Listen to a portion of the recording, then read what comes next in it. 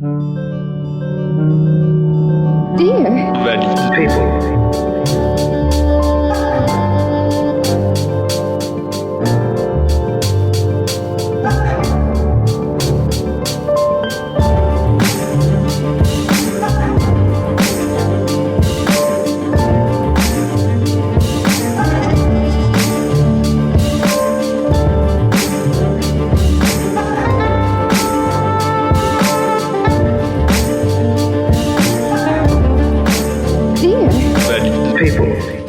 Bonsoir à toutes et à tous. Bienvenue pour cette énième conférence Dear Valid People. Vous êtes venus en nombre, c'est trop bien. Vraiment, les conférences se suivent mais ne se ressemblent pas. Il y a apparemment des sujets qui attirent un peu plus, ou peut-être le soleil fait venir aussi. On est dans le sud, rappelons-le, donc ça joue. Je suis Camille, du coup, pour ceux et celles qui ne me connaissent pas. Peut-être par levée de main, qui n'est jamais venu à une conférence de Dear Valid People? Yes, ok. Ok, donc pour ceux et celles qui ne sont jamais venus à une conférence, bienvenue déjà. C'est une conférence organisée par l'association Dear Valid People, dont pas mal de petites personnes dans le public font partie. Dear Valid People, c'est une émission de base de podcast qui a été créée par Damien en 2019. L'idée, c'était d'interviewer et de donner la parole à des personnes concernées par le handicap et de leur donner la parole et de leur donner une place aussi, parce que souvent le constat, c'était de réaliser que le handicap était pas forcément un sujet commun, ça c'est une chose, mais surtout invisibilisé et un peu tabou, et les personnes directement concernées prenaient pas la parole dessus. Ça, c'était le constat en 2019. En 2025, ça va pas énormément plus avancé, sauf que on est un peu plus militant et militante, et on crée des liens aussi avec différentes assos et un peu un réseau de communautés et de militants qui eux sont engagés et pour le coup prennent la parole et prennent la place. En tout cas, essaient de plus en plus. Et donc, c'est une association depuis septembre 2023, Dear Valid People, une association montpelliéraine, où l'objet de cette asso, c'est de faire des conférences, donc une fois par mois, à la Gazette Café, au Carrousel, également au Quartier Généreux, à Albert Ier. Voilà, sur différentes thématiques. Petit à petit, les sujets deviennent un peu plus politiques, politisés. Ça s'inscrit vraiment dans une dynamique sociétale, sociale, enfin... Voilà, on pourrait y revenir. Toutes nos conférences et nos interventions, elles sont enregistrées. Donc, c'est la raison pour laquelle on parle dans un micro. Et mes invités en feront de même. Et quand vous aimerez poser une question, vous lèverez la main. Et Pierre, ici présent, viendra avec le micro sans fil. L'idée, c'est que le son puisse passer dans le micro et que, du coup, ça soit audible ensuite en podcast. Les podcasts sont disponibles sur toutes les plateformes d'écoute et sur YouTube également. Vous pouvez nous retrouver, vous abonner, mettre des likes et adhérer à l'association. Et voilà. Et on pourra en reparler à la fin. Il y aura d'autres événements dont je vous parlerai. Cela étant dit, bienvenue donc à cette conférence sur la famille, sur la queerness, sur le handicap. On va un peu définir tous ces termes. Mais déjà, merci infiniment à mes deux invités d'être là. Donc Charlie, bonsoir. Bonsoir. Et merci à toi. Est-ce que ça sera OK si tu parles dans le micro également? Oui, bien sûr. Ouais, trop bien. Pour que ça soit enregistré aussi. C'est vrai, c'est mieux. Et Eddy, salut, bonsoir. Salut tout le monde, bonsoir. Donc merci encore une fois à vous d'être là, c'est trop chouette. Peut-être est-ce que on va commencer par vous présenter. Est-ce que vous pouvez vous présenter mutuellement et après on parlera un peu plus en détail du sujet, mais voilà, qui vous êtes, vous dites ce que vous avez envie de dire en fait, vous vous présentez comme vous avez envie. Bonsoir tout le monde, je m'appelle Eddy, je suis un garçon trans, un mec trans, ce que vous voulez. Voilà, donc je viens incarner la queerness de cette soirée. Moi je suis papa je suis marié déjà à Steph, et on a un petit bébé ensemble qui s'appelle Marin, qui a 2 ans et demi. Et puis mon petit passage aussi par la case handicap invisible, c'est que depuis 1 an en fait je suis diagnostiqué d'un trouble de l'attention. Et voilà, donc tout ça est un petit peu nouveau aussi pour moi, mais c'est l'occasion d'en parler aussi. Voilà, merci. Bonjour, moi c'est Charlie. Personnellement, j'ai des handicaps invisibles. Je suis borderline, dépressive, un TDAH et en cours savoir si je suis bipolaire aussi. Donc les TCA, c'est troubles du comportement alimentaire. Je suis anorexique et boulimique. Et voilà, je vais aussi parler queer parce que j'ai 2 mamans lesbiennes. Et voilà. Trop bien, merci. Vous dites déjà pas mal de choses, c'est chouette. Peut-être avant qu'on aille un peu plus en détail sur comment vous vivez les choses, enfin un peu l'historique et puis au quotidien aussi comment ça se passe. Est-ce que peut-être on peut définir un peu les termes, donc des définitions qui vont être propres à vous, à votre vécu, à votre expérience, mais pour que voilà, on ait un peu tous la même la même idée de quoi on parle et le même champ lexical quoi. Peut-être on commence par queer. Il est dans le titre aussi de la conférence. Queer, c'est-à-dire qu'on rassemble toutes les personnes qui sont queer, LGBT, ça serait juste pour dire les lesbiennes, bi, gays et trans. En parlant des personnes queer, on parle de tous ceux qui font partie de la communauté LGBTQIA+. Ok. T'es ok avec ça? Toi, tu rajoutes peut-être quelque chose d'autre?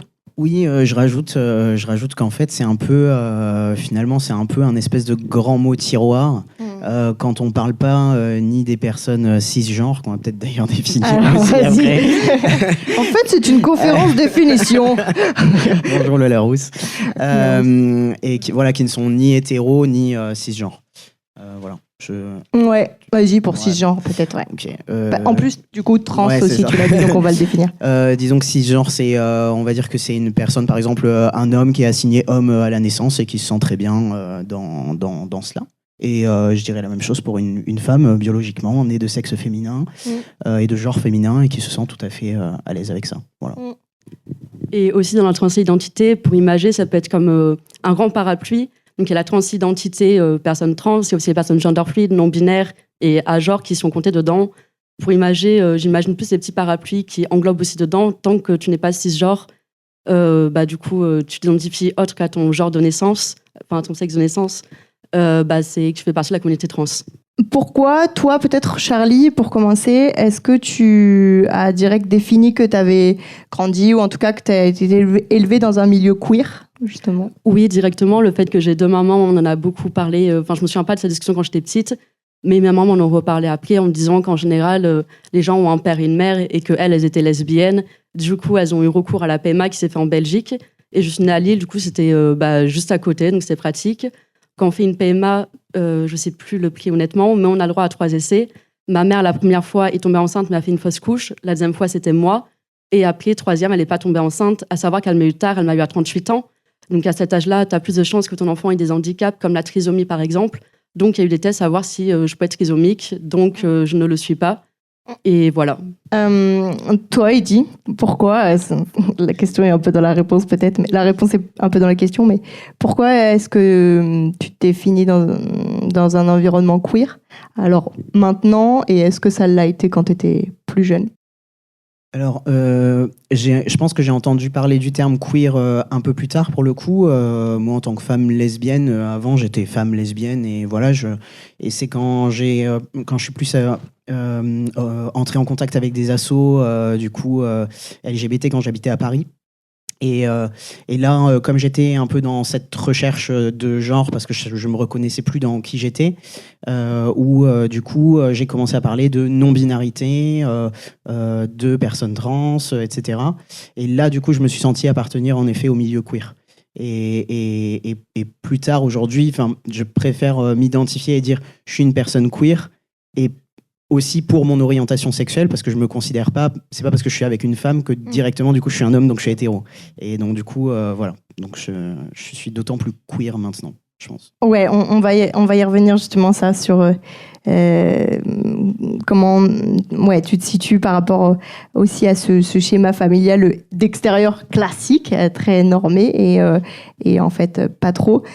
Peut-être queer, je sais pas si on l'a dit là où j'ai eu un moment d'absence, mais c'est aussi, il y a l'idée derrière quand même de s'extraire d'une norme, et par la norme on entend la norme, c'est pareil, qu'est-ce que ça veut dire la norme, mais on va dire le schéma le plus représenté, classique et majoritairement présent dans la société, et donc à savoir, là en l'occurrence, être hétérosexuel, être blanc, être dans un couple donc avec un homme et une femme, donc cisgenres, qui sont assignés en adéquation avec leur sexe de naissance et leur genre, et valide peut-être aussi, du coup j'ajouterais sur cette question-là, mais on va pouvoir y revenir aussi plus en détail. La conférence aujourd'hui, elle n'est pas que sur l'idée de queer et handicap, même si clairement on pourrait vraiment en faire une à part entière, mais aussi sur l'idée de la famille. Et en l'occurrence, j'ai pas choisi ce terme au hasard de faire famille, qui a d'ailleurs pas mal questionné aussi quand on a mis la conférence en ligne ou quoi sur les réseaux. On a dit mais ça veut dire quoi faire famille? Donc je vous pose la question, ça veut dire quoi faire famille pour vous? Je dirais que c'est se serrer les coudes et être un peu tous dans le même bateau.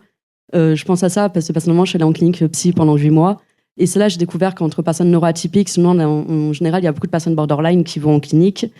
Et généralement, on a tendance à tous s'aider parce qu'on est dans le même bateau et on comprend une personne qui est borderline, même si ce n'est pas 100%, parce que nos troubles sont tous différents, on le vit d'une façon différente des autres. Mais on peut déjà guider les personnes et apporter des solutions qui peuvent les aider dans l'avenir. Moi, dans faire famille, évidemment, aujourd'hui, j'entends le terme famille, donc j'entends le terme d'être famille de sang, de celle qui est son papa, sa maman, ses frères, ses sœurs, etc. L'idée de faire famille, elle, moi, me vient plus tard comme tu viens de le dire à l'instant, en fait, l'idée de se retrouver entre nous et de savoir qu'on peut créer ce qu'on appelle une famille choisie, et donc d'être entouré par des personnes qui comprennent ce que l'on vit de par leur genre, leur orientation sexuelle, leur handicap, et de ce fait se sentir parfois plus soutenu par cette famille choisie et ces gens-là que par sa propre famille de sang. Mais est-ce que toutes les personnes avec qui tu crées du lien de par des rapprochements, soit de son intérêt, soit de vécu, là, comme tu le disais à l'hôpital, par exemple, impliquent forcément de faire famille avec ces gens-là? Personnellement, pas du tout, parce que pour être en clinique psy, il y a des personnes qui sont problématiques comme partout dans n'importe quelle communauté, pardon. Donc c'est là où il faut aussi se protéger et pas faire des mauvaises rencontres des personnes aussi te redescendent vers le bas. Par exemple, en clinique psy, ça paraît logique, mais on n'a pas le droit de fumer de THC. Et des personnes qui sont accros, mais qui vont quand même fumer discrètement et proposer à d'autres personnes qui sont aussi addictes et les enfoncer dedans, alors que eux sont déjà et projettent leurs problèmes sur d'autres personnes pour se sentir moins seuls. Ce terme, il vient d'un livre que je vous recommande chaudement, qui s'appelle « Faire famille autrement » de Gabrielle Richard, qui est une sociologue, une chercheuse spécialiste sur la question du genre et des sexualités canadienne, qui est en couple avec une autre femme, et elles ont des enfants aussi. Et elle a rencontré beaucoup de familles différentes, en tout cas des gens qui s'apparentent et se définissent comme des familles, avec vraiment plein de schémas et de manières d'être et de fonctionner complètement, qui s'extraient justement énormément de la norme. Et moi, ce qui était assez saisissant, c'est que finalement, via l'idée du genre ou de l'orientation sexuelle, on s'extrait forcément du schéma classique. Mais moi, je faisais vraiment d'énormes liens avec la question du handicap, et notamment avec le fait que quand on a une situation de handicap, on compose et on s'adapte automatiquement au quotidien de manière plus ou moins consciente. Et en fait, on crée de nouveaux schémas et de nouvelles normes de fait, quoi. Comment est-ce que vous vous situez par rapport à ça? Là, on parle beaucoup de la question queer, donc d'un point de vue plutôt identité, genre, etc. Mais tous les deux qui êtes concernés par le handicap, comment est-ce que vous vous situez par rapport à ça? Pour la société, c'est bien ça, si j'ai compris la question? Ouais, c'est vrai que la question n'est pas très claire, je te l'accorde. J'étais pas sûre, je préférais demander. Non, mais t'as raison. Comment est-ce que tu considères l'idée de faire famille, de créer du lien avec des gens avec le handicap? Je pense que c'est des rencontres. Je pense que c'est des rencontres qui font ça. Je pense que tu croises des gens et que d'un seul coup, tu partages la même idée. Je j'ai pas plus. Ouais. T'as pas, on va creuser petit à petit. Je vais rester sur mon fil conducteur. C'est un peu le principe de pourquoi on en fait un, peut-être. Est-ce qu'on peut revenir sur votre vécu dans les familles et en l'occurrence quand vous étiez plus jeune, comment est-ce que ça se passait? Donc peut-être toi, Heidi, pour continuer, t'étais pas forcément dans un milieu queer de base, de famille en tout cas. Alors il y a le double. Du coup, si on parle du TDA en fait depuis enfant, comme je suis né dans une famille en tout cas plutôt aisée, je dirais. J'ai une maman qui m'a beaucoup suivi, et donc en général on peut très vite voir chez l'enfant un TDA par non réussite scolaire, etc. Et c'était pas mon cas parce que j'étais toujours premier de la classe et que je réussissais extrêmement bien. La réalité, c'est que après, quand il y a eu un changement brusque dans ma vie, c'est beaucoup plus ressorti à ce moment-là. Et du coup, il y avait plus de facilité à trouver des systèmes quelqu'un a ce mot-là de compensation, merci, ouais. Des systèmes de compensation, et donc du coup ça je les avais plus, et donc au fur et à mesure c'est venu, et du coup finalement ça a donné un deuxième ou un troisième finalement coming out à ma famille, que de dire en fait personne s'en est rendu compte, et pourtant c'est ce qui m'arrive aujourd'hui.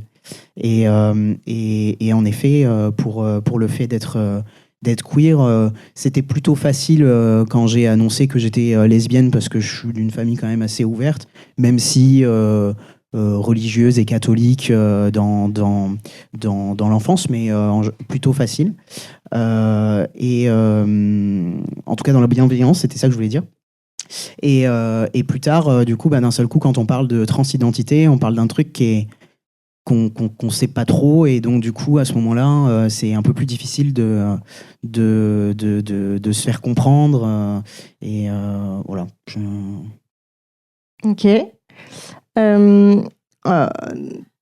Toi, Charlie, comment ça se déroule quand tu es plus jeune? Déjà, la question du handicap, elle est là quand tu es jeune, ouais. Déjà, avant, je parlais du monde queer, j'ai toujours été dedans, vu que j'ai deux mamans et qu'aujourd'hui je suis pan. Avant, j'ai connu de l'homophobie avant même de savoir que j'aimais les filles. On me disait, ta mère est gay, tu seras gay plus tard aussi. Et par contre, dû à l'invisibilité du handicap, je suis TDAH aussi, ce que j'ai oublié de préciser. Et en fait, quand on est petit, en fait, on essaie de faire caméléon, de paraître normal aux yeux de la société. On essaie de rentrer dans les codes. Et ce que j'ai énormément fait jusqu'au milieu lycée, où j'ai commencé à m'assumer. Et j'ai perdu ma maman, donc ma deuxième mère, pendant 2 ans, à cause de mon ancienne belle-mère qui nous a séparés. Et quand elle m'a retrouvée, j'étais encore en primaire, et cette belle-mère était très toxique et m'a créé des traumas.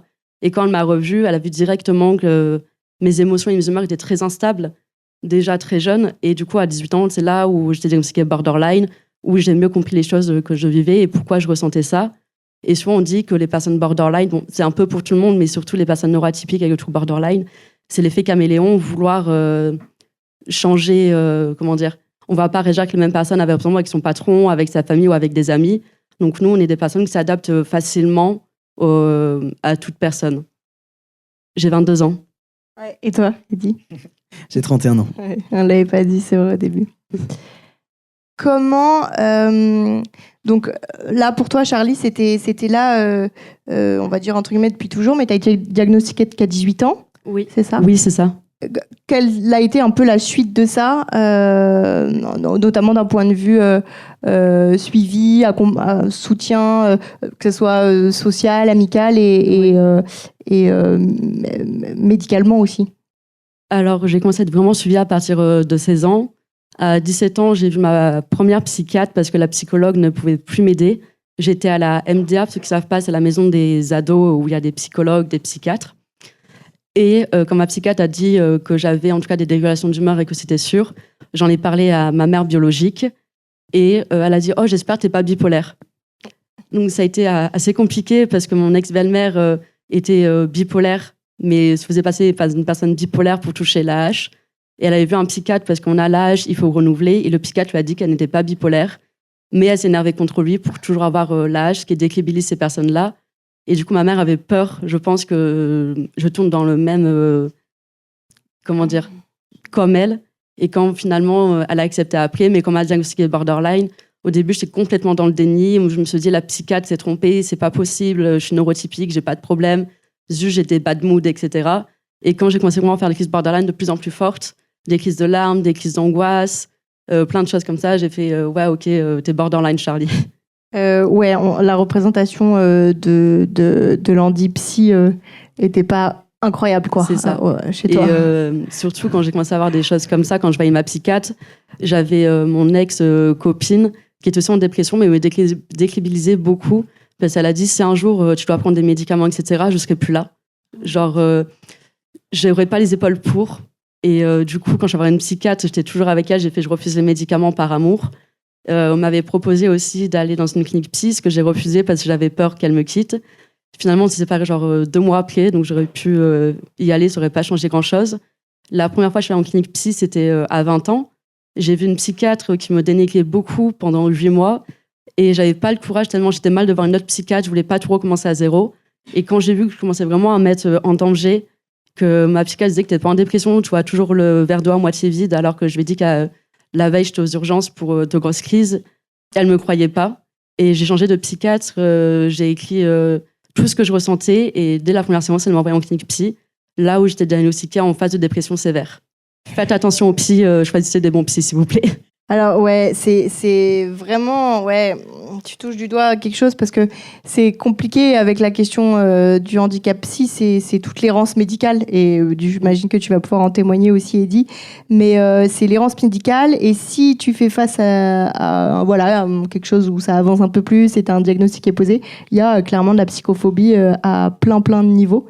Et là, ce que tu cites, c'est voilà, des exemples très concrets. Totalement, et voir des psychiatres qui ont des propos psychophobes. À un moment donné, j'avais fait quand même pas mal de mois en clinique. J'avais dû faire à ce moment-là 5 mois, il me semble. Et ma mère avait appelé ma psychiatre en me disant une chose que je ne voulais pas qu'elle sache, ou parce que c'était à moi de le dire, en me disant que j'avais arrêté mon traitement. Et du coup, ce qu'elle a dit après, c'est « Mais vous savez, c'est difficile pour votre mère de vous voir toujours en clinique », sans me demander si pour moi ça a été compliqué. Et dès le début de la séance, normalement, pour moi, un bon psy demande comment s'est passé ces derniers jours, ces dernières semaines. Elle ne m'a pas demandé comment j'allais de toute la séance. C'est à la fin, quand je suis partie, que j'étais au bord des larmes. Et elle m'a dit, ça me fait... Oh, vous pleurez, ça me fait de la peine. Elle m'a laissé partir. Ok. Eddy, pour toi, comment est-ce que ça se déroule? Bon, c'est pas du tout comparable, hein, c'est vraiment un autre vécu et tout. Mais du coup, toi, t'es plus âgé et t'as eu ce diagnostic un autre diagnostic, en tout cas plus tardivement. Oui, en fait, moi, ce que je rajouterais à ça, finalement, c'est l'aspect aussi médiatisation ou non. Et il se trouve que ce soit pour ma transidentité ou pour mon TDA, j'ai souvent reçu comme réponse des proches « Ah mais attends, moi aussi, j'oublie les vaccins de mon fils, vraiment, enfin, tout mode. ça est tout à fait normal. » Et puis bon, c'est vrai que franchement, c'est juste un effet de mode, quoi. Et du coup, c'est plutôt ça, moi, qui a pu me blesser régulièrement. C'est que même la famille proche puisse pas essayer de dépasser ce qu'ils pensent être comme des choses qu'on voit juste partout sur les réseaux sociaux, juste parce qu'il y a plus de gens qui en parlent et plus de gens qui sont diagnostiqués, et tant mieux. Et voilà, c'est plus ça. Après, sur le diagnostic tardif, c'est juste aussi de dire ok, j'ai vécu du coup mes 30 années de cette manière-là, et il y a une certaine libération à se dire ok, tout ce temps-là, en fait, c'était juste ça, et donc du coup maintenant on peut trouver des moyens d'aller mieux, en tout cas de trouver des moyens de concentration ou des moyens de gérer mieux ça. Ouais, et puis du coup, ça permet aussi de mieux se connaître, de mieux aussi poser ses propres limites. Et puis, comme tu dis un peu, c'est d'avoir aussi des moyens de compensation, en tout cas d'adaptation haute, quoi. Oui, et puis quand moi j'ai eu un peu ce truc-là du coup, Marin est né quand j'avais 29 ans, et du coup à mes 30 ans, bah voilà, je me dis ok, bon maintenant du coup, voilà qui je suis en fait. Maintenant, bah, je suis Eddy, je suis papa, je suis un garçon trans, et du coup maintenant j'ai un TDA, et en fait il y a un peu cette introspection qui se fait, et finalement je trouve, enfin en tout cas maintenant, depuis que ça a été diagnostiqué un an après, je le vis vraiment de manière beaucoup plus agréable parce que j'ai compris et ça m'a un peu éclairé sur qui je suis et comment je vis au milieu de toute cette société en fait.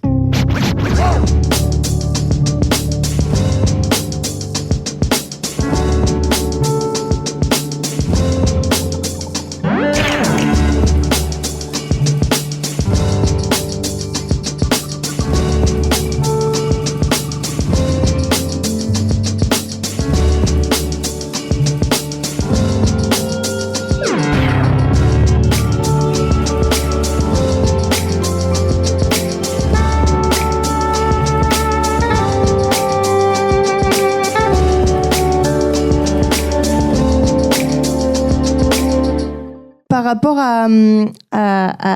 pour revenir à la notion de famille, à l'idée de famille et de faire famille, comment est-ce que ça s'inscrit le handicap dans votre quotidien? Alors peut-être toi, Eddy, pour recommencer, vu qu'il y a vraiment l'idée de famille, toi, au sens plus classique où on l'entend, enfin classique en tout cas avec un enfant, un ou une partenaire. Comment ça s'inscrit alors c'est très variable et il se trouve que je n'ai pas encore réponse à cette question, mais comme je suis sous hormonothérapie aussi à côté, je pense que mes hormones fluctuent donc au fur et à mesure, et il se peut quand voilà, je sais pas, il va y avoir un pic de testostérone juste après mon injection. Du coup je fais des injections de testostérone et donc parfois il va y avoir des pics hormonaux qui font ressortir des aspects du TDA où je vais être beaucoup plus à l'intérieur de moi-même, non présent, d'avoir la sensation de ne pas réussir à discuter même à être à l'aise et à discuter avec ma famille, à être beaucoup voilà comme ça et puis après le pire c'est vraiment les périodes comme ça où j'oublie tout et vraiment voilà même les choses les plus importantes. Et oui, bien sûr que aujourd'hui avec ma femme on en rigole de la fois où je suis arrivé chez les pédiatres et que j'avais failli oublier les vaccins, mais c'est quand même extrêmement difficile et il y a des moments où je dois, par exemple, quand je sors avec mon fils, qu'on va faire la promenade, je pense que ma femme doit mettre 5 minutes à faire un super sac avec tout ce qu'il faut, etc. Moi, je pense qu'il faut que je me prépare pendant une demi-heure avant. Et donc, du coup, le temps d'être sûr que j'ai rien oublié pour lui, qu'il ait à boire, qu'il ait à manger, qu'il ait de quoi se changer. Et moi, que j'ai pas oublié mes effets personnels, que je ferme pas la porte en ayant oublié les clés dessus, que j'oublie pas l'antivol du vélo si on part en vélo. Enfin, voilà. Et du coup, voilà, faut être. C'est juste un mec cis hétéro, quoi, en fait. ça dit trans, ça se dit trans, mais bon, c'est bon, quoi. Accepté. Cool. Toi, Charlie, tu as commencé un peu à nous en parler, mais comment est-ce que l'idée de faire famille, est-ce que déjà tu as envie de faire famille, de créer une famille? Avec les amis que j'ai connus en clinique, il y a 2-3 personnes avec qui je parle encore aujourd'hui, de qui je suis très proche, donc je fais famille avec eux. Mais il y a des personnes que je n'ai pas gardées dans ma vie parce qu'elles commençaient vraiment à être toxiques. Et après, la façon dont ça s'inscrit dans ma vie, on minimisait beaucoup mes émotions. Je vais encore parler de ma mère. Juste avant que j'aille en clinique, j'avais toujours du mal à garder un travail. Je faisais juste les périodes d'essai. J'ai fait McDo, Quick, Casino et Marie Blachère. Donc, beaucoup d'angoisse. Et à ce moment-là, je commençais à avoir des traitements psy. Donc, du coup, j'avais beaucoup d'effets secondaires comme trembler, etc. Avec mon TDAH, à un moment, quand je travaillais à Marie Blachère, j'étais en préparation, c'est une boulangerie. Et on se moquait clairement de moi alors que j'avais prévu que je prenais des médicaments, etc. Donc, il y avait cette invalidité, on minimise tes émotions. Et ma mère qui me traitait d'incapable à trouver un travail, etc. Qui disait t'as pas à être triste, c'est à moi d'être triste. À un moment donné, j'ai un peu pété un câble sur ma mère parce qu'elle m'écoutait pas. Et à un moment donné, ça a juste explosé. Et là, sa seule réponse, c'est pourquoi tu me fais culpabiliser. Donc, je me suis vraiment pas sentie écoutée à ce moment-là. Quand elle m'a pris au sérieux, c'est quand elle m'a vue en crise j'ai peur de trahir, mais envie de partir, on va dire. C'est là, elle a commencé à vraiment s'inquiéter, vouloir m'envoyer à la Colombière. Et parce qu'on n'avait jamais parlé de clinique psy, comme par exemple, moi, j'étais à la Lironde, qui est plus adaptée pour moi. Et quand j'étais en clinique, quand on l'a vu que j'allais vraiment mal, c'est là où elle a commencé à comprendre, d'être compréhensif envers moi. Contrairement à ma maman, qui a toujours été là dès le début, qui n'a jamais dénigré mes émotions et qui sera toujours derrière moi. Ma mère, je lui explique pas tous mes symptômes parce que je trouve que je suis pas obligée de tout lui dire, j'ai le droit à mon jardin secret. Mais c'est quelque chose qui la blesse énormément encore aujourd'hui. Et elle le prend toujours mal. J'avais parlé de la conférence et j'ai précisé sans méchanceté que je voulais pas qu'elle soit là parce que j'étais pas à l'aise. Je dois parler des symptômes que j'ai, qu'elle le sache aussi. Comme le fait des addictions, elle n'est pas au courant. Et elle a super mal pris. Voilà. De pas être invitée, quoi. C'est ça. Ouais. Bon, désolée, mais c'est disponible en podcast après. D'accord. Elle pourra quand même écouter. Ou alors tu... Je ne dirai pas. Ouais, c'est ça. Ok, ça transférera pas les liens. Ok. On va revenir après sur les termes que vous employez, enfin en tout cas toi que tu emploies aussi pour définir les mamans, parce que c'est intéressant, ça revient dans le livre là dont je parlais. Mais avant ça, est-ce que tu peux parler de ton rapport au handicap et à l'idée de faire famille? Est-ce que ça a un lien? Bon, là, toi, l'âge auquel tu en es aujourd'hui, mais en tout cas, est-ce que tu t'es déjà dit oui, j'ai envie de faire famille avec ce handicap, ou alors non, au contraire, ou tu vois comment ça s'inscrit dans... Honnêtement, je ne me suis jamais vraiment posé la question. Je pense que j'ai fait naturellement, parce que je m'entends mieux en général avec les personnes qui sont neuroatypiques. Dans mon entourage, il y a quasiment tout le monde qui est neuroatypique, je crois, même tout le monde, pour être honnête. Et les personnes neurotypiques que j'ai rencontrées dans ma vie, enfin, j'en ai pas beaucoup rencontrées, mais on m'a déjà dit à mes handicaps invisibles, quand je parlais de ça, c'est « Ah oui, mais ça se voit pas », ou « T'as la chance d'avoir l'AH, etc. » Et quelqu'un m'a dit « J'avais la chance d'avoir l'AH », et je lui ai dit « Bah non, je suis quand même handicapée à côté. » Et je lui ai dit « Si tu veux, je donne mon handicap et t'as l'AH », il l'a fait avec plaisir. Ouais, d'accord. Et je trouve ça juste choquant, ils ne le vivent pas, ils se mettent pas à ta place. Et c'est sous décrédibilisé, surtout qu'il y a des personnes qui demandent l'âge en s'inventant des symptômes, ce qui nous décrédibilise énormément. Et c'est chose qui me met en colère, genre... voilà. Ouais, je comprends. Wow, ok. Allez, Damien. Bonsoir. Tu parles des personnes qui s'inventent des symptômes pour avoir la hache. Moi, je suis assez convaincu que c'est un mythe qu'on aime bien mettre en avant pour continuer à décrédibiliser le handicap et que le handicap n'existe pas finalement. Et je trouve qu'on donne plus de poids à ces gens qui mentent, alors que en fait, moi je pense qu'il y en a peu. C'est un petit peu comme quand dans le cas des femmes violées, qu'on parle beaucoup des femmes qui feraient des faux témoignages. Mais en fait, c'est un minimum, en fait. C'est un pourcentage ridicule. Donc ça, c'est une première chose. C'est parce que je n'ai pas envie de laisser trop de place à ces gens, justement, où là, il y a des gens qui disent... oui, ben moi je veux bien avoir la hache, c'est je pense aussi par méconnaissance en fait. Oui. C'est une grosse méconnaissance. C'est en fait on parle de se mettre à la place, mais je pense qu'ils ont besoin d'informations pour ça. Ils ont besoin de savoir, de réellement savoir, et aussi de faire face. Comme tu parles depuis tout à l'heure de ta mère, je pense qu'en fait elle n'arrive pas à faire face jusqu'au moment où elle n'avait plus le choix que de faire face. Totalement. En fait. Il n'y avait plus le choix que de faire face. Donc ça, c'est pour l'aspect, je seconde la conférence avec Camille. Ma question, elle est plus, est-ce que dans votre vie, est-ce qu'on fait des liens entre l'aspect queer, donc trans, lesbien, et votre handicap? Est-ce que, par exemple, grossièrement, on dit c'est parce que t'es queer que t'es handi, ou c'est parce que t'es handi que t'es queer? Alors ça, bon, des personnes neuroatypiques, évidemment, il y a des gens queer et qui ne sont pas queer. Mais c'est vrai qu'en clinique, il y a bien 50% de personnes cis hétéros, que de personnes qui font partie de la communauté queer. Parce que ce que je pense, c'est peut-être faux ce que je vais dire, je dis pas que je sais tout, évidemment, mais les personnes queer, en général, sont plus ouvertes, du coup, et se posent plus de questions que les personnes cis-hétéros qui sont bloquées dans les règles de la société. Et il y en a beaucoup qui pensent, comme par exemple mon tonton qui aujourd'hui est décédé d'un suicide, qu'on a proposé d'aller en clinique psy, etc. Il a dit « mais moi, je suis pas fou ». Donc malheureusement, les codes de la société qui projettent ça, ça influe des personnes qui sont en souffrance totale et qui du coup a mené à ça malheureusement. Oui, je suis tout à fait d'accord. Et puis encore une fois, tu le disais juste avant, question de médiatisation, quoi.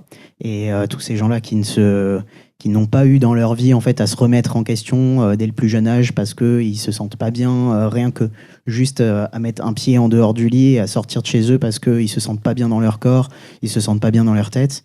Et du coup, ils ne voient que la surface de tout ça. Et de fait, en effet, c'est les jeunes femmes qui inventent leur histoire d'agression sexuelle qu'on va écouter et pas voilà, où on va parler de PMA sur BFM TV et on va inviter aucune femme. Bonjour, je m'appelle Joachim Condette et je suis handicapé au centre Fontaine d'Eau. Par rapport à tout ce que vous avez dit tous les deux, il y a des choses qui se rapprochent tous les deux. J'aimerais savoir comment on peut parler à l'extérieur d'ici de ce problème que vous avez entre la famille, ta mère, je te tutoie, excuse-moi, votre mère qui a dit qu'elle n'était pas d'accord sur certaines choses, votre oncle qui s'est suicidé et tout, tous ces gens-là qui sont une communauté à part et où on peut parler de tout ça à l'extérieur, de vous et de vos problèmes. Comment on peut faire pour en parler de ce problème?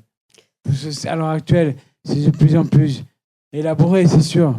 Comme les lesbiennes et tout ça, et tout, voilà. Mais bon, excuse-moi Camille. Mais comment on fait pour sortir peut-être entre guillemets de l'entre-soi ou en tout cas de quelque chose qui est petit et on en parle de plus en plus. C'est ça la question? Il faut en parler de plus en plus. Ouais. Comment on peut faire pour en parler de plus en plus? Comment on fait? Je suis quelqu'un, au début, j'avais du mal à parler de mes troubles, etc.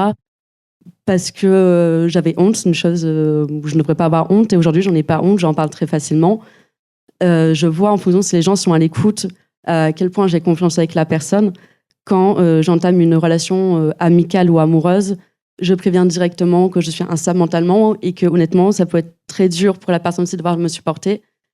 Mais des gens disent aussi, oui, c'est très compliqué pour moi, sans me dire, c'est aussi compliqué pour toi. Donc, pour en parler, il faut que ce soit des personnes qui soient à l'écoute.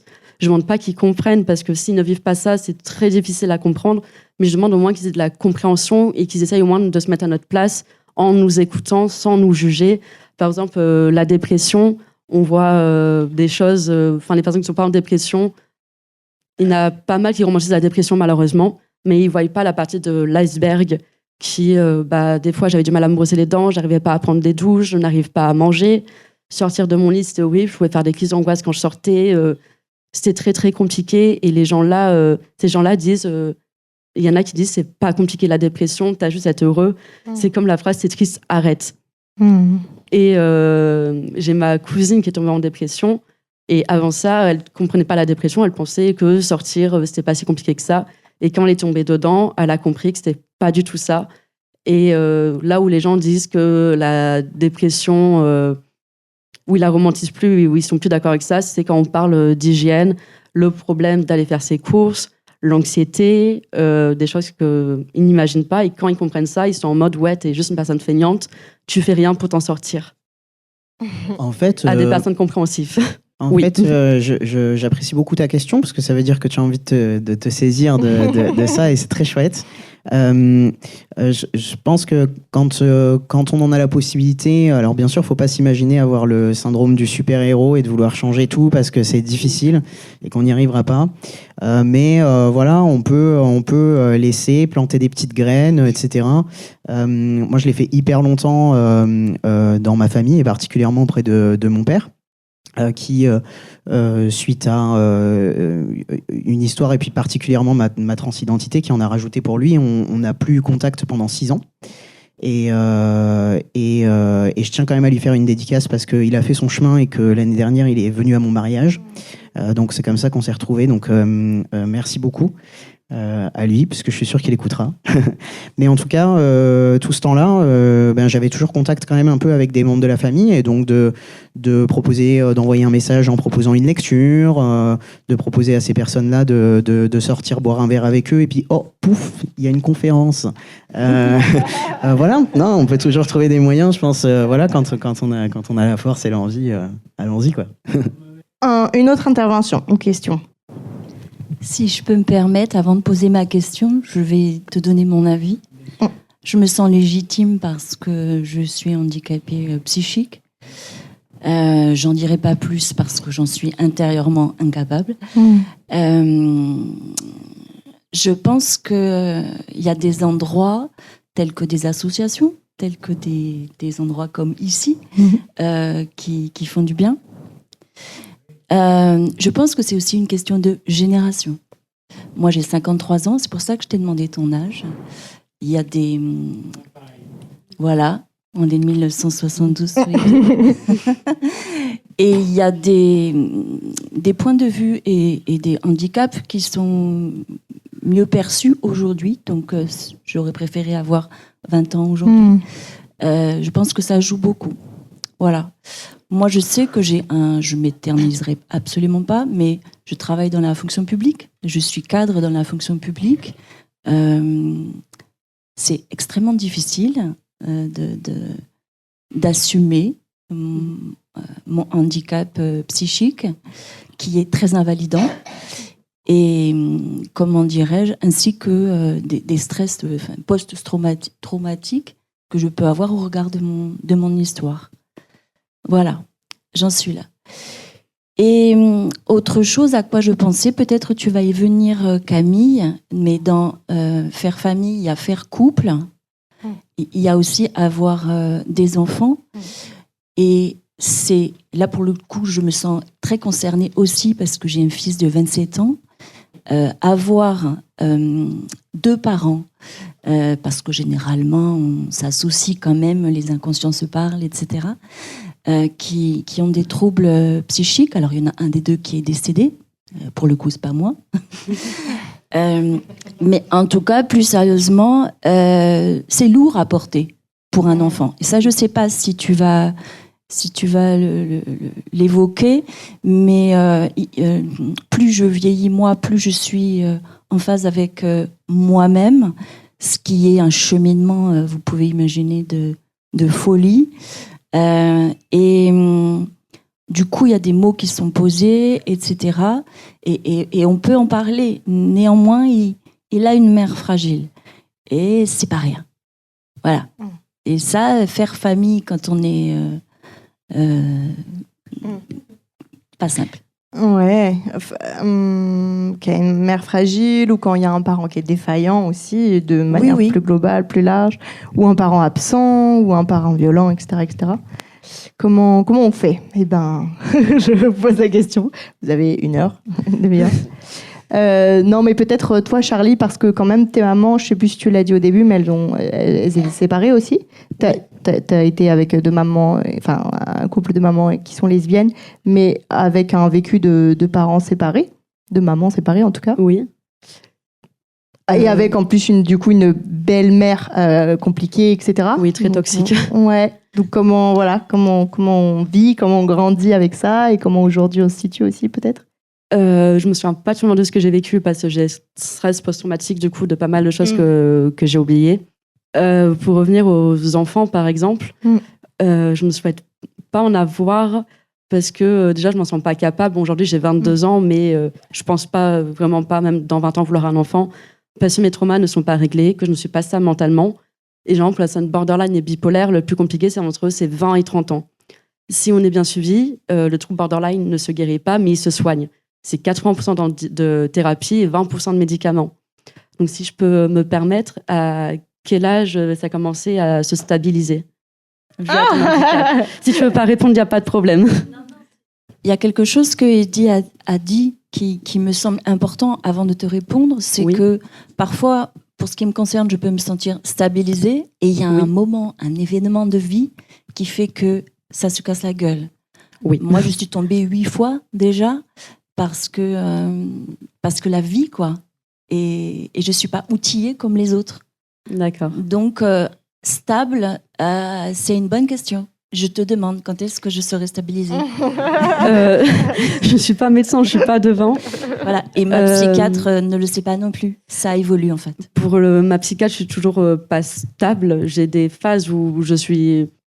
C'est rare que je sois stable sur le long terme, c'est très compliqué. Parce qu'un tout petit événement peut tout me bouleverser. Dans le trouble borderline, je peux être euphorique, mais vraiment trop. Et quand on a une période euphorique trop forte, les personnes borderline elles aiment beaucoup l'adrénaline pour se sentir bien et ressentir quelque chose. Quand j'étais en clinique, non seulement le fait d'être TDAH, j'étais hyperactive, plus en grosse crise d'euphorie. Je parlais très vite, je n'arrivais pas à taire toutes mes pensées, je coupais la parole aux gens. Et je sais que c'est très épuisant pour les autres, mais également pour moi. Et il m'a dit, je ne vous laisserai pas conduire. Je fais, j'ai pas le permis. Et il m'a dit, même un vélo, je ne vous laisserai pas le conduire. Donc c'est là où, par contre, du coup, je n'ai pas le droit, vu des médecins, d'avoir le permis, car je ne suis pas assez stable et dû à mes médicaments aussi, qui ont des effets secondaires. Parce que le traitement qu'aujourd'hui que j'ai, ça ne fait pas un an que j'ai exactement le même. Il a beaucoup évolué. Donc c'est impossible pour moi de conduire, sinon je sais que je vais me mettre en danger. Avant, admettons, j'avais une trottinette électrique et je roulais à 25 alors qu'il pleuvait. J'ai failli tomber plusieurs fois, mais j'avais besoin d'aller vite pour ressentir quelque chose parce que je me sentais extrêmement vide. Donc, que ce soit une chose positive ou négative, à un moment donné, je ne mangeais plus pour ressentir la faim, pour ressentir quelque chose, parce que je me sentais spectateur de ma vie. Genre, j'ai l'impression de voir ma vie, de voir un film et aucune émotion. C'est comme regarder un film et pas vivre la situation, en fait. Je ne sais pas si c'est très clair, mais c'est comme ça que je l'ai ressenti. Attends, avant que je te redonne la parole, et là aussi il y aura une intervention. Ok, 2, 3, 4. Juste, on parle de la question de la stabilité mentale, psychique, émotionnelle, physique. Elle est hyper intéressante, cette question de stabilité, et cette question de c'est quoi être dans un corps pour qui les choses sont acquises. Moi, ça me fait vraiment écho à ça. Et Damien, il lèverait les yeux si je vais reparler de l'impermanence, mais il y a vraiment l'idée, moi je le vis vraiment intrinsèquement au quotidien, d'être dans un corps handicapé et pour qui les jours se suivent et se ressemblent pas, et pour qui la chronicité du handicap entre en jeu, la fatigabilité, pour d'autres ça serait aussi des douleurs chroniques, etc. Et je trouve que c'est intéressant quand on questionne ça, de faire aussi du coup des liens peut-être avec la question trans, entre autres, mais voilà, en tant que personne handi, quand on commence à questionner ça, que ce soit un handicap psy, un handicap moteur, peu importe, il y a vraiment quelque chose de l'ordre de, en fait, oui, l'état que j'avais hier est pas le même qu'aujourd'hui et sera pas le même que dans 3 mois. Et c'est OK, en fait. En fait, ça fait partie du handicap et ça fait partie, c'est un peu factuel d'être dans ce corps changeant, très mouvant. Et en fait, la question de la stabilité, on se la pose plus trop, quoi. Enfin, j'avoue que, on avait fait un épisode avec Damien hors série sur la question de la maladie chronique, enfin de la fatigue chronique en l'occurrence. Et tu avais dit un truc très juste en me disant, mais je sais plus trop comment tu l'avais sorti, mais en tout cas en disant, mais en fait, j'attends plus de plus être fatiguée pour faire les choses ou pour sortir. Parce que je sais que des fois, ça maintenant, tu me dis, hein, si je dis bien, mais que en fait, c'est tout, quoi. La fatigabilité, c'est un état factuel de comment je suis. Donc oui, c'est très fluctuant. Il y a des jours c'est plus, il y a des jours c'est moins. Et quand c'est les jours qui sont moins, c'est trop cool et on en profite davantage. Mais j'attends plus quelque chose pour. Et ça, j'ai trouvé ça hyper saisissant, tu vois. Et du coup, je te pose la question, Eddy, est-ce que toi, tu le vis, ça, dans ton quotidien, et notamment en tant que personne trans, où là, peut-être, c'est très mouvant, et ça a été peut-être encore plus mouvant à des moments? Alors, aujourd'hui, ma transidentité, je dirais, est facile à vivre. Et du coup, au démarrage, en tout cas, oui, c'est un peu ouvrir une porte. Et là, maintenant, il y a un étendu des possibles. Donc, qu'est-ce qui se passe ? Les plus grandes difficultés, en fait, c'était au début, quand j'avais pas encore pris d'hormones, et que donc je fais mon coming out et je dis, voilà, maintenant je m'appelle Eddie et c'est il. Mais comment tu fais quand tu as juste ton passing, donc tu ressembles à une femme, en fait. Et du coup, tous les jours, voilà, moi je suis dans un métier, je suis commerçant. Et quand j'étais au démarrage, j'étais salarié d'un magasin juste avant. Et donc, j'arrivais au travail et je me disais, voilà, on verra. Peut-être que le client me dira bonjour madame, peut-être qu'il me dira bonjour monsieur. Et donc, voilà. Et puis, j'ai cette tendance à être extrêmement positif dans la vie. Donc, de vivre, voilà, ça compte 1000 fois plus quelqu'un qui va me dire bonjour messieurs que ça va me tirer vers le bas les bonjour madame. Mais ça a été quand même une difficulté. Comme celle d'aller dans un bar et de pas être sûr qu'on peut aller faire pipi dans ces toilettes-là, hein, et qu'on va pas être trop jugé. Voilà, c'est un long cheminement, mais aujourd'hui, je pense que les gens me croisent dans la rue et se doutent pas du fait que je sois un homme trans, donc ma transidentité est pas difficile. Si ce n'est, voilà, pour le coup, moi, j'ai pas mon état civil qui est changé, donc ça me pose encore des problématiques parfois administratives de ma banque me téléphone et m'appelle madame parce que du coup, voilà. Et ça, c'est un peu relou, mais Ouais. voilà. Mais ça reste suffisamment aujourd'hui anecdotique pour Ouais, tout à fait. que ça pèse. Et puis on déconstruit. Enfin, moi, j'ai beaucoup déconstruit toute ma vie quand j'ai eu Marin, en fait. Je crois que quand on a un fils d'un seul coup, enfin un fils ou une fille, un enfant en fait, hein, j'ai totalement transféré.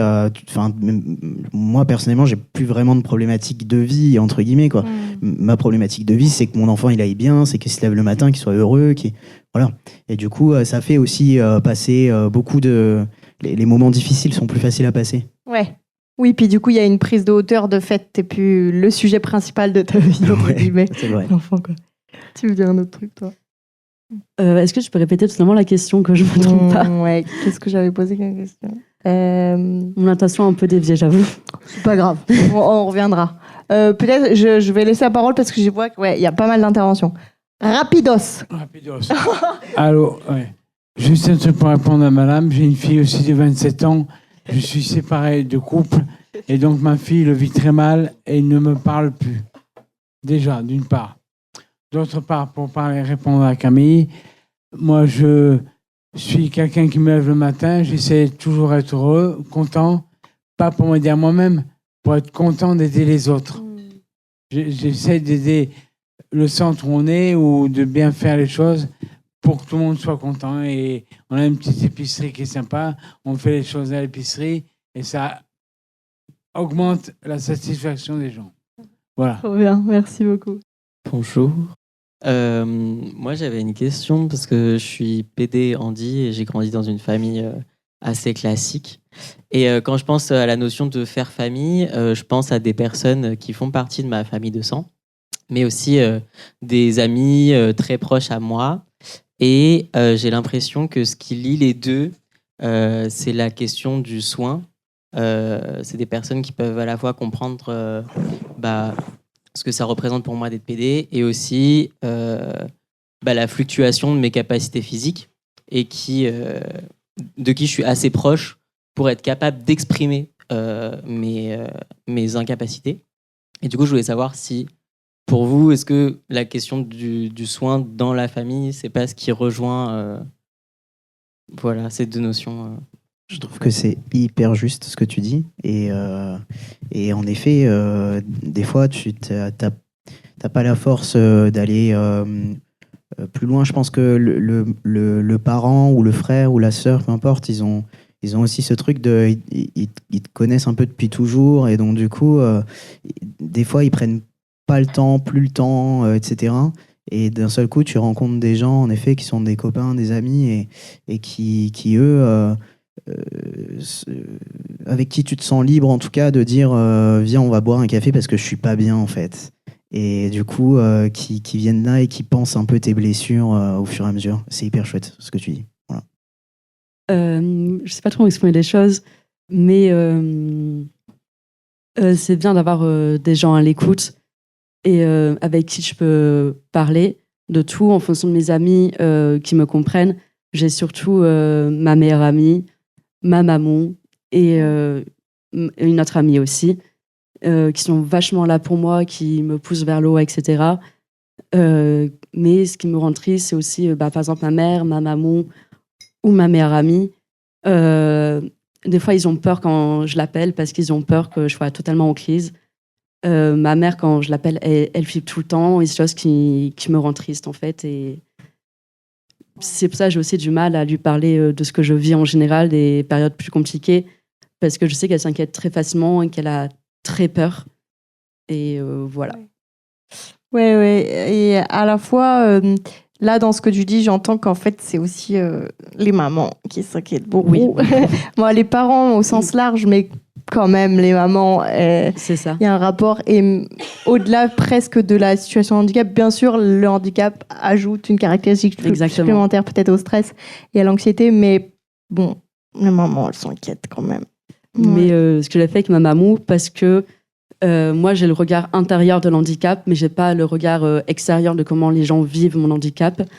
Et je demandais à ma maman, c'est une chose que, en plus, j'ai filmé, enfin, je vais pas la montrer parce qu'elle est très longue, la vidéo. Mais je lui ai dit, qu'est-ce qui s'est passé dans ta tête quand j'ai été diagnostiquée borderline? Donc, il y a eu ce côté soulagement un peu, où on met un mot dessus et qu'il y a une façon de se soigner. Mais les premières choses qu'elle a eu peur en regardant les symptômes, déjà, elle s'est dit, oui, que ça me représentait beaucoup, ça l'a pas du tout choqué que je le sois. Mais la première chose qu'elle a pensé, c'était le suicide. Et c'est chose que je ne parle pas à mes mamans, pas quand je suis vraiment en crise, mais j'ai jamais expliqué le fait, quand je voulais en faire, comment j'ai fait, etc. Pour mes mamans. Ma mère te dit que je gère super bien, parce qu'elle a quand même vu quand j'étais en crise, parce qu'elle m'a amenée à l'hôpital où le psychiatre parlait devant elle. Et quand tu es dans un état de détresse, tu fais pas attention à ce que tu dis. Je vais pas dire les mots exacts parce que j'ai pas envie de trahir quelqu'un ici. Mais j'ai vu son regard rempli de tristesse et qu'elle voulait pleurer, ça m'a fait de la peine. Mais sur le coup de la colère, c'est vraiment un appel à l'aide. Du coup, tu dis tout parce que tu en as besoin et que pour moi, dans ce sens-là, ton cerveau veut te protéger. Parce que quand même, le premier instinct de l'homme, des êtres vivants, c'est la survie. Et c'est là où je trouve que la dépression est comment dire, compliquée, parce que la dépression, c'est quitte ce monde, alors que de base, le premier instinct, c'est de survivre. Et c'est ce que je trouve impressionnant, très triste. Mais d'autant plus, merci encore d'être là. Avec En plus, plaisir. je sais que c'était un peu stressant quand même de venir en conf, mais tu as dit que c'était aussi un goal dans ta vie que de faire une conf sur les sujets de la famille Totalement, et je suis du contente. handicap. Donc franchement, encore une fois, bravo et merci à toi. Merci.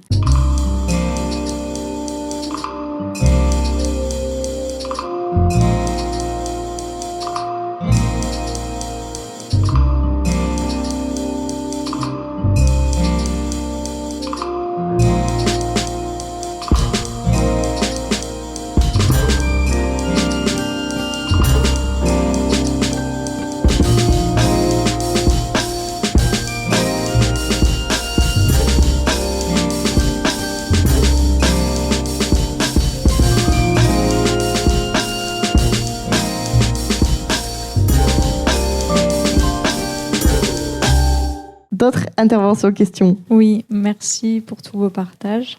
Ma question, c'était plus sur le TDAH, et plutôt pour toi, Eddy, si c'est OK.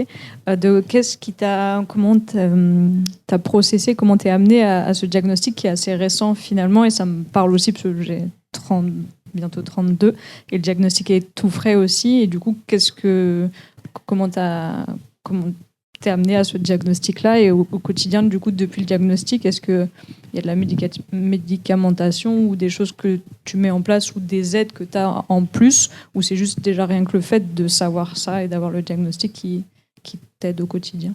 Merci Bertie pour ta question.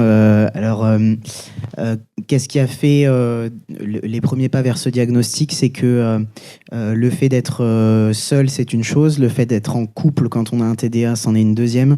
Le fait d'être en couple, chef d'entreprise, et d'avoir une famille en plus, c'en est encore une autre. Et en fait, se sont rajoutés beaucoup d'embûches et beaucoup de problématiques dans ma vie à ce moment-là. Et qui crée des incompréhensions en plus de couple qui sont évidentes, qui créent des incompréhensions pour moi-même, pourquoi je ne fonctionne pas correctement, pourquoi j'y arrive pas. Et puis donc ça a été le premier pas.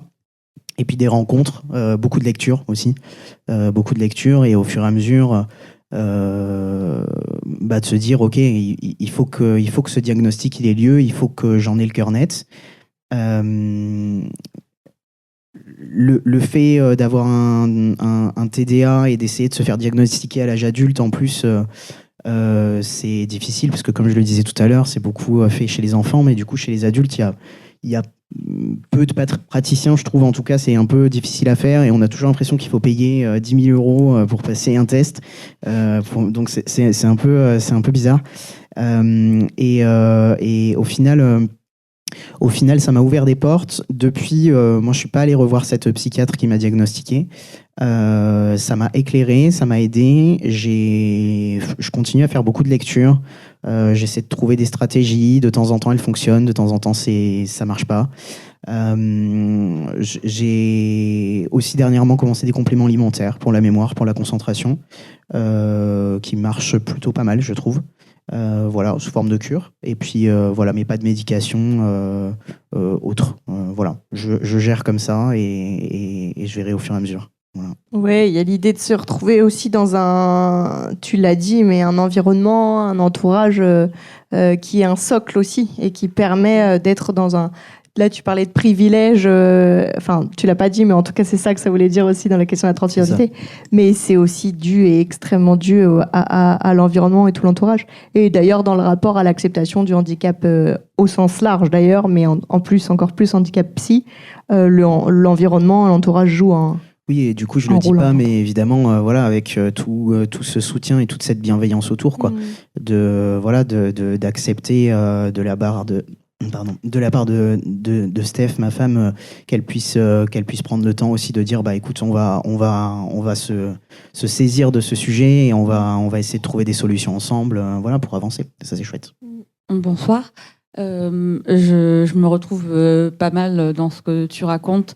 Moi, de mon côté, je suis handicapée, et je suis maman, je suis mariée, je suis queer, voilà, et j'ai aussi troubles psy potentiels TDAH. Donc voilà, je suis aussi en plein dedans et je suis aussi ma propre entreprise, donc j'essaie de gérer tout ça à la fois.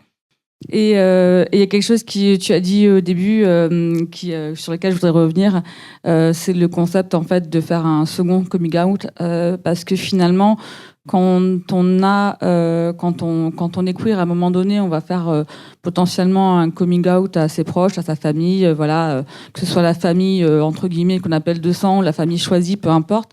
Mais aussi quand on a des handicaps invisibles, il y a souvent un second coming out. C'est ça pour ça qu'on n'ose pas trop des fois utiliser ce mot, mais en fait dans la communauté des personnes handicapées, on le ressent souvent comme ça, d'annoncer avoir un diagnostic, d'annoncer un handicap à sa famille, à ses proches.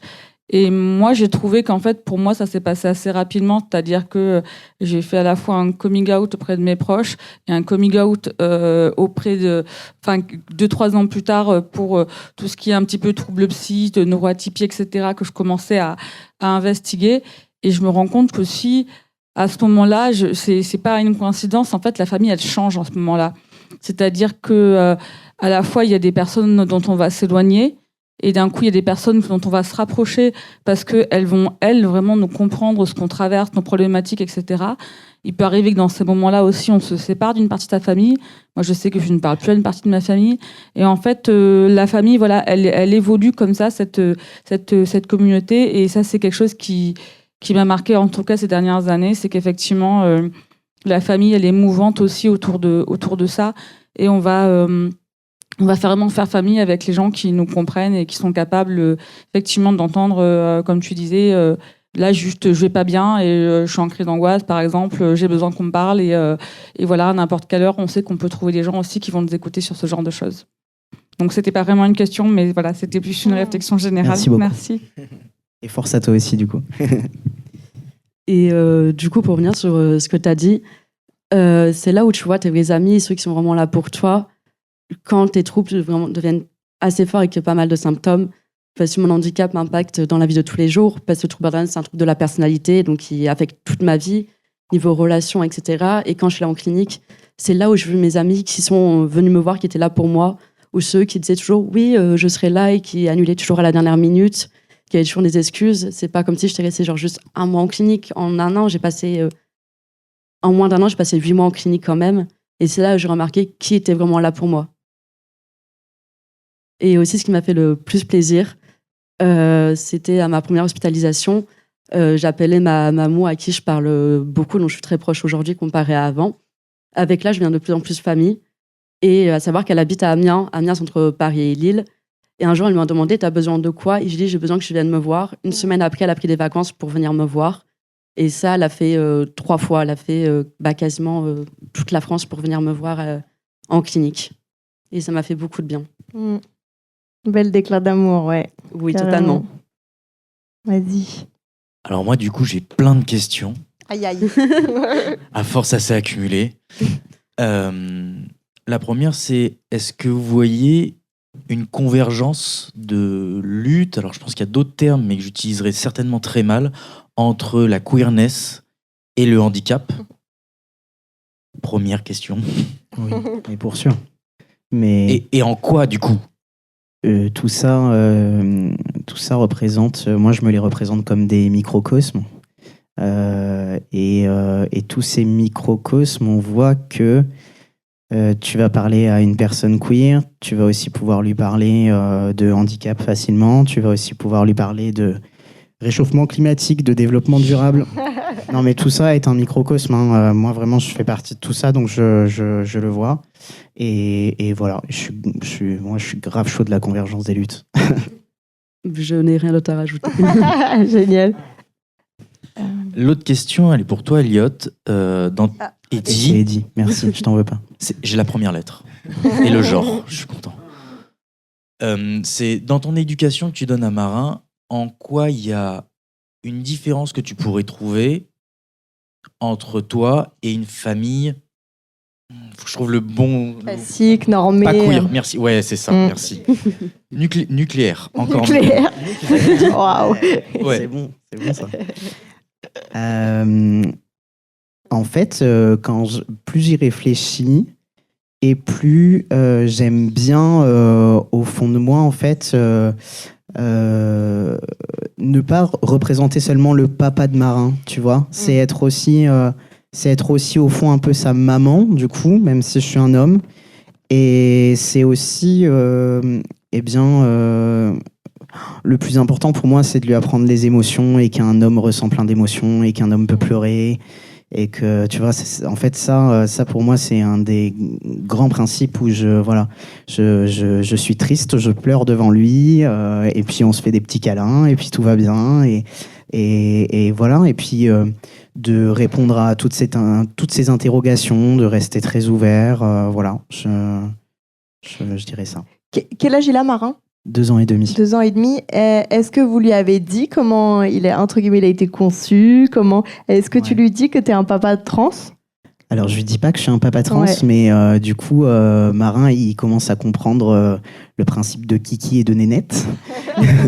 Et du coup, c'est rigolo parce que, évidemment, quand on prend le bain ensemble, il commence à se demander comment est mon corps, et donc il voit qu'il y a une différence, etc.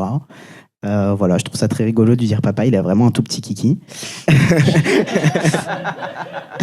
mais en réalité, il y a rien du tout qui est caché, et en effet, il a, en tout cas, on lui a expliqué comment était ce chemin vers la PMA. Il a été conçu en Espagne.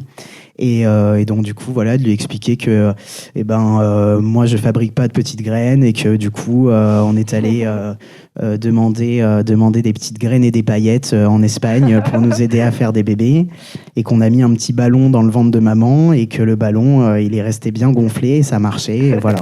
Donc pour l'instant on en est sur ce type d'explication. Eric, j'ai une question pour toi. Par exemple, moi, quand mes mamans m'ont expliqué que j'avais eu un géniteur, du coup. Moi, c'est fait de façon anonyme, donc je sais juste qu'il est européen et brun, donc ça va beaucoup m'aider pour savoir qui c'est.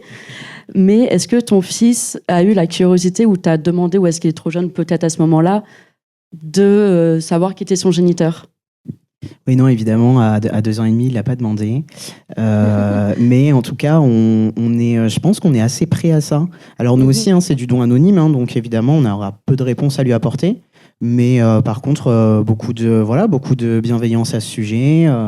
Voilà, j'ai rencontré dernièrement un couple de femmes qui ont une quarantaine d'années, et donc je rencontre une jeune fille qui a 13 ans. Et qui est leur fille, hein. Et du coup on parle de ça à table, et elle dit bah c'est vrai que moi j'aimerais bien je sais juste en effet le pays, mais j'aurais bien aimé voilà, ça n'a pas d'importance pour moi, elle dit, mais juste de voir qui c'est, qu'est-ce que cette personne fait dans la vie, etc. Et voilà, je trouve ça, enfin c'est tout à fait normal, et voilà, je sais pas comment on réagira à ce moment-là, mais Ouais, quand il n'y avait pas de sujet et pas de problématique de la part des parents, bah, il n'y en a pas de la part des enfants, il n'y en a pas de la part de l'entourage, et ça peut être très fluide et très simple, quoi. Ouais, ça. Tout à l'heure, j'avais renoté que je voulais te poser la question des noms, des prénoms que tes mamans, elles ont. Donc, tu disais maman pour une et mamou pour l'autre. Maman, c'est ma mère biologique qui s'appelle Sandra. Et j'appelle ma deuxième mère Mamou, qui est du coup ma deuxième mère. Et à savoir un truc qui avait fait pleurer ma Mamou. En fait, j'ai parlé à ma psychiatre donc, de ma Mamou, et elle a dit c'est votre mère de cœur. Et j'ai dit oui pour simplifier la chose, parce qu'elle avait du mal à comprendre que j'ai 2 mamans, elle n'avait pas trop compris, elle a cru que j'avais une mère porteuse, etc. Donc non. Et je dis à ma Mamou, genre pour moi t'es pas ma mère de cœur, tu es ma mère. Que tu m'aies portée ou pas, t'es pas ma mère de cœur. Même si c'est pas de sang ma mère, officiellement elle n'est pas ma mère, je compte officiellement me faire adopter par elle, parce que pour moi c'est très significatif qu'aux yeux de l'État j'ai 2 mamans, que ce soit pas juste une mère de cœur aux yeux de la société. Les noms qui a choisi les noms, c'était maman ou c'est toi quand tu étais petite? C'était ma maman. Si j'aurais été un garçon de naissance, ça aurait été Tom, et sinon c'est Charlie. Et non, pardon, excuse-moi, les prénoms, enfin pas les prénoms, les surnoms que tu donnes à tes mamans, ouais. Par rapport à ma maman? Ouais.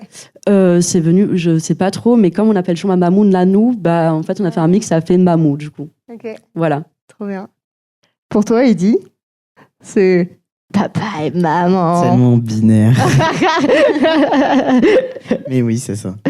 Ok. Et est-ce que justement dans l'idée aussi de la représentation que vous avez en tant que famille, voilà, d'apparence et d'extérieur très, peut-être d'une certaine manière assez classique, assez normée. Vous avez un chien aussi, vous avez, je sais pas si vous êtes en maison et voilà, mais des chats comme les Gwyn. Voilà, bon, ok, ça va. Mais est-ce que parfois, quand vous êtes représenté, imagé comme une famille assez classique et normée, est-ce que ça te convient d'une certaine manière, parce que en fait ça peut être fluide et on pose pas de questions et voilà, ou est-ce qu'au contraire c'est comme une espèce de perte d'identité et tu t'en défais et tu remets le... Eh ben, la famille, c'est la même chose que ce que je ressens aujourd'hui en tant que mec trans, c'est que finalement, tu vois, j'ai l'impression de plus être vraiment reconnu et d'avoir une étiquette sur mon front. Et malgré tout, j'aimais quand même vachement bien voir mon étiquette sur mon front de ah bah oui, cette personne, elle ressemble à une nana, mais en fait, c'est un mec. Tu vois, quand j'étais lesbienne, c'était d'autant plus fort, d'autant plus militant. Et tu te promènes main dans la main avec une femme dans la rue et t'en es une. Et du coup, je trouve qu'aujourd'hui, ma vie a finalement perdu un peu de saveur militante. Et donc, je continue à le faire, tu vois, en partant en manif, en continuant à aborder plein de sujets, et puis à être là d'ailleurs ce soir aussi. Mais du coup, je trouve que j'ai perdu un peu de ça en route. Et en effet, ça m'agace un petit peu, du coup, que tu sais, les gens, ils me voient en photo, ils se disent, ok, c'est juste un mec hétéro avec sa femme, son chien et ses chats, quoi. Enfin, c'est un peu, voilà, je suis un peu... C'est hyper intéressant. Parce que en fait, ça me fait penser à une vidéo que j'ai vue là pour la Family Pride Festival, donc qui aura lieu pour le Family Pride Festival, qui aura lieu ce week-end à Montpellier, le 17 et 18 mai au Domento, et pour lequel on va faire une intervention, un atelier un peu sur la même thématique, Handy and Queer, le dimanche à midi. Venez, c'est gratuit, Domendo. Et en fait, j'ai vu une vidéo passer qui a été repartagée ou je sais pas quoi, d'une nana qui a pris la parole, qui est assez présente sur les réseaux en tant que nana qui était hétéro et qui est tombée amoureuse d'une femme et avec qui elles ont eu 2 enfants, etc. Et elle prend la parole en disant que elles sont une famille complètement ordinaire, classique.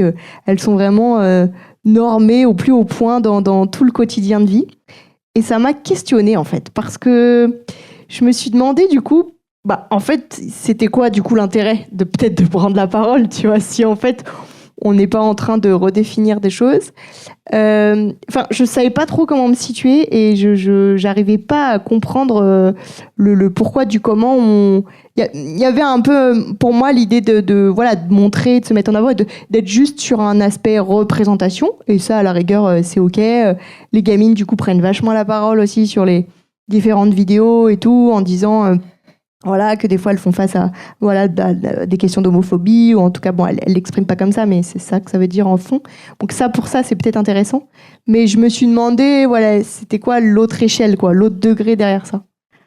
Après, je pense quand même que c'est Marie-Clémence dont tu parles. Marie-Clémence, elle est vraiment, elle est super militante. Donc, en fait, je pense qu'en effet, je pense qu'elle a c'est un peu, ça me fait un peu un effet miroir, finalement, face à cette personne qui dit ça. Elle n'est pas du tout ordinaire. Elle fait des choses extraordinaires. Elle va faire des conférences auprès d'entreprises, je crois, etc. Elle, pour le coup, elle est ultra militante. Et du coup, je pense que si elle me voyait, elle me dirait, mais non, Eddie, toi aussi, tu es très militant. Donc, vraiment, je pense qu'on n'est pas vraiment ordinaire, mais c'est juste qu'en effet, d'un seul coup, il y a eu un pic du combat que tu as mené pour tes proches, ta famille, faire ton coming out, etc. Trouver des bons psys, des gens qui acceptent de te filer de la testo sans transphobie. Et d'un seul coup, en effet, c'est un peu calme plat. Et donc, tu rentres dans un truc un peu plus léger. Mais voilà. C'est le revers de la médaille, un peu, entre guillemets aussi. Est-ce que toi, tu considères au quotidien ce rapport un peu au militantisme, queer, etc. Ou pour l'instant, ça l'est de fait en ayant peut-être grandi avec 2 mamans. Est-ce que je ressens une différence ? Ouais, est-ce que tu te sens militante ? Oui, je trouve pas mes mots. Mais pour revenir sur le fait, s'il y a une différence, comme tu demandais à Eddie, comment il vit, ce que Eddie a parlé, si je me rappelle. Tu peux me le dire plus précisément, pardon. En gros, ma question, c'est de savoir, est-ce que toi, dans le quotidien, tu te sens militante ? Est-ce que tu te sens queer ? Est-ce que t'as... Oui, totalement. Ouais. Oui. Trop bien. C'était ma question, tout simplement. Trop bien, merci. Est-ce qu'il y a d'autres interventions, questions pour finir ? Oh yeah. Bonsoir et merci beaucoup pour vos prises de parole. Moi, ça me fait vachement écho, cette histoire de famille queer et handy qui se veut normale ou qui aujourd'hui a l'air on ne peut plus banal. Et en fait, je me demandais si ça vient pas d'une injonction à avoir l'air le plus normalisé que possible, parce que moi je sais que pour le coup, pour être concernée par le handicap psychique pendant très longtemps, je pense que c'est d'ailleurs encore un peu le cas, je me sentais pas légitime d'être parent parce que juste en fait c'était pas envisageable pour moi. Et pour en avoir beaucoup discuté avec des proches qui sont trans et non binaires, il y a aussi cette injonction là, non mais en fait j'ai pas envie, je me sens pas légitime d'être parent parce que ce serait trop de poids à porter, ce serait trop difficile d'y accéder, parce qu'en plus il y a la réalité de la PMA et des parcours de parentalité queer. Et du coup je me demande si aujourd'hui votre famille, la tienne, elle est pas aussi un peu plus rentrée dans le moule parce qu'il y avait une injonction quelconque qui venait... J'ai tiré trop fort. Non, c'est bon, moi, ça. j'ai bloqué. Alors, je pense qu'en effet, de toute manière, il y a nécessairement ce qui se passe dans l'intimité que les gens ne voient pas. Et aussi ce qu'on renvoie et ce qu'on raconte, etc. Et il est évident que quand on regarde simplement une page d'un réseau social ou qu'on se rencontre comme ça dans une soirée, il n'y a évidemment pas l'aspect intime. Et donc du coup, oui, je pense qu'il y a un peu ce truc de... montrer que tout va bien et de vouloir montrer absolument que ça marche et que tout roule. Voilà, je comprends ce que tu veux dire là-dedans en tout cas. Et aussi, je vais revenir sur le fait que tu sentais pas et tu te sens toujours pas légitime d'avoir des enfants, si j'ai bien compris. Je ressens un peu la même chose, mais aussi dans le sens, comme j'ai dit, mes traumas ne sont pas créés et je risque de... Je trouvais ça un peu, comment dire, je ne vois pas pourquoi j'aimerais donner la vie à un enfant si moi je n'apprécie pas la mienne. Si, admettons, un jour j'ai envie d'un enfant, c'est que je serai au mieux stabilisée au mieux que je peux et que j'aime la vie. Parce que si j'ai un enfant qui est malade, par exemple, qui a des troubles ou des maladies, comment je pourrais le rassurer en me disant que la vie est belle, etc. Alors que si à ce moment-là, je suis dans une phase dépressive, je ne pourrais pas rassurer un enfant si moi-même, je n'en suis pas convaincue. Et ça serait une charge mentale en trop pour moi. J'ai déjà du mal à gérer ma propre vie sans avoir d'enfant. Mais par contre, j'aimerais trop être une marraine de cœur pour pouvoir m'occuper d'enfants, etc. Mais pas en avoir la responsabilité parentale. Ouais, et on sait que les marraines, elles peuvent être bien présentes. Elles ont du taf. Ouais, carrément. Et puis, encore une fois, on remet dans le contexte aussi de l'âge que vous avez. Je pense qu'il est à prendre en compte aussi quand même, et du rapport au vécu, à l'acceptation de handicap, qui en plus, du coup, peut être plus ou moins frais. Et ça, c'est à prendre en compte aussi. Donc, merci encore infiniment pour ça. Trop bien. On peut conclure gentiment en vous remerciant déjà. Merci.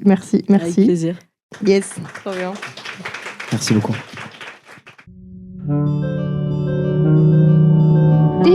Valid people.